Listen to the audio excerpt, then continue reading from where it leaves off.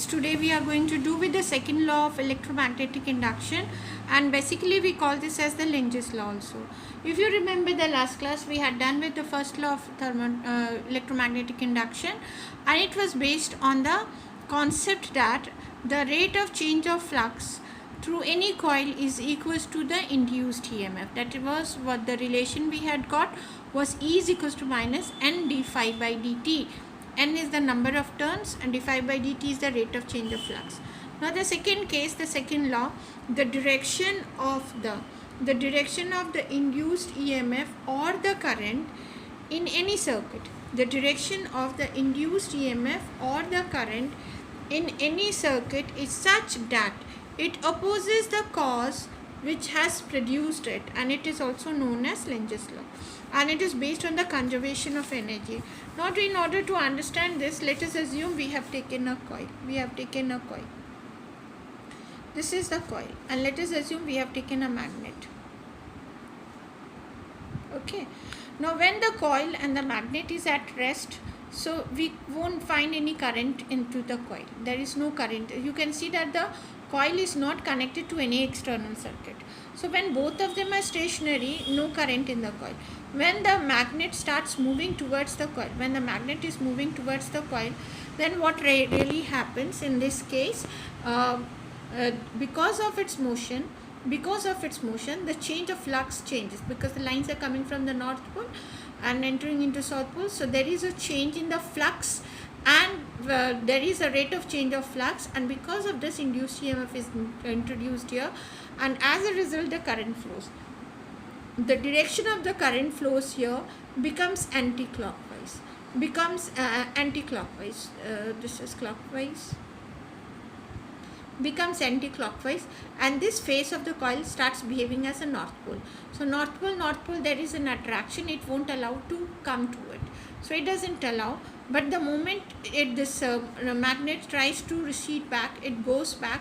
That current in the coil reverses its direction, and it becomes clockwise, and this face becomes South Pole. So there is an attraction. So when the magnet was approaching here, there was a force of repulsion, just because North Pole. But when it is going away from the coil, there is again a force of attraction between the two, because this is becoming South Pole.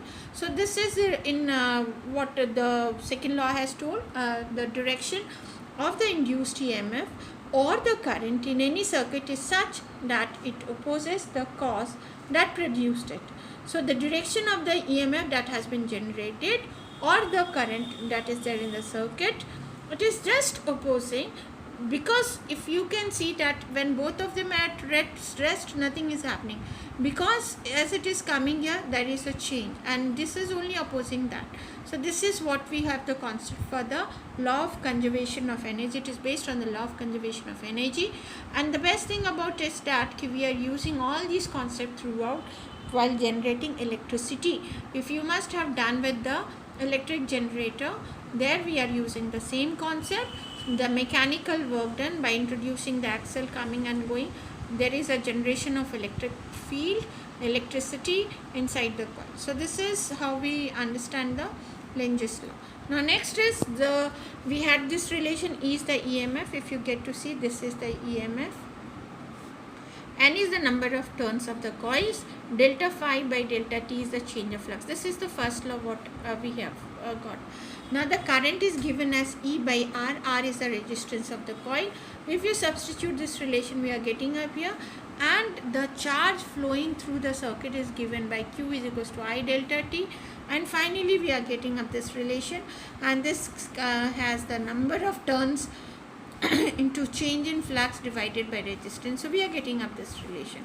Now let us do with the motional EMF. In order to do with the motional EMF, we have to consider a magnetic field. The cross sign shows that the direction of the magnetic field is perpendicular into the plane of the coil. We have taken a conductor here. This is the conductor, and this is moving with velocity v vector.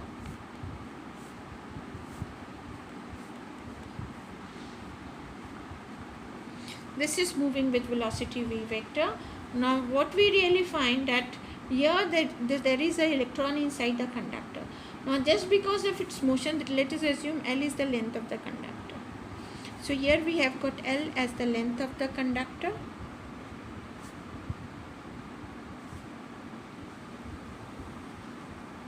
V vector as the velocity of the conductor.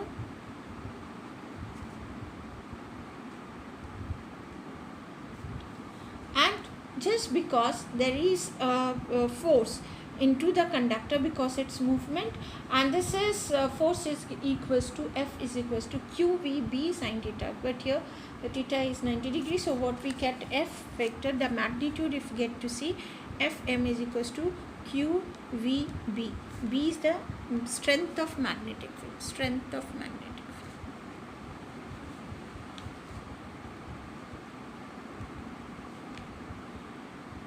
Okay, now here the electrons, just because there are electrons, the force will be acting in this direction. Okay, now but then again, and this is what we call is the Lorentz force. This is the Lorentz force. Now as because of there is a force, then definitely there are charges, and electric field is introduced into an electric potential is induced between the ends of the coil, and electric potential is introduced in between the ends of the coil, and the electric field is the electric field, and if we consider V is the potential difference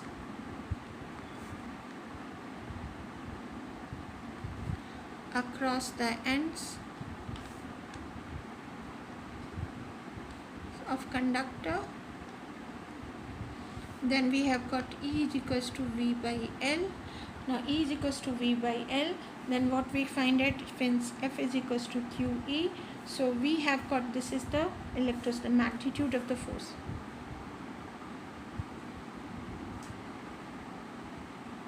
So F is equals to QE. So here FE is equals to FM. So QE is equals to QVB, and then we have got E is equals to BV. Now we have got the potential from this equation, V is equals to EL, so it is BVL.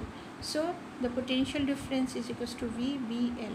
This is the potential difference, this is the magnetic field, velocity, and this is the length. So this is what we have. I hope you must have understood this class. Thanks for watching.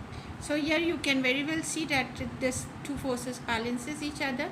This is the because of this electric field which has been generated, and we have got E equals to BV, and then finally we get this relation. Thank you.